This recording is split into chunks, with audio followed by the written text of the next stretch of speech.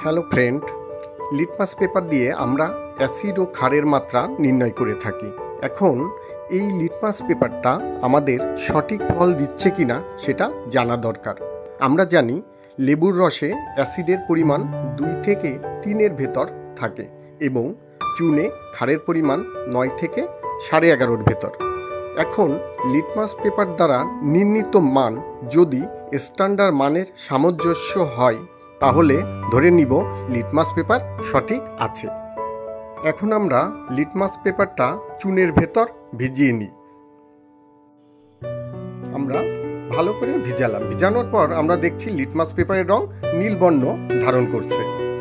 এখন আমরা পিএইচ স্কেলে ম্যাচিং করি, দেখি কোনটার সাথে এই কালারটা ম্যাচিং করে।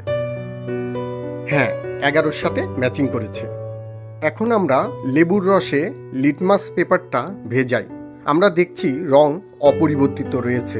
আমরা এখন পিএইচ স্কেলে ম্যাচিং করি, দেখি পিএইচ স্কেলের ভেতর লিটমাস পেপার কোনটার মাত্রার সাথে ম্যাচিং করে।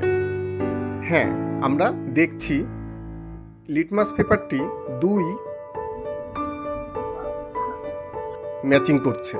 যেহেতু আমরা লিটমাস পেপারের অ্যাকুরেসি পেয়েছি, আমরা নির্দ্বিধায় এটা ব্যবহার করতে পারবো।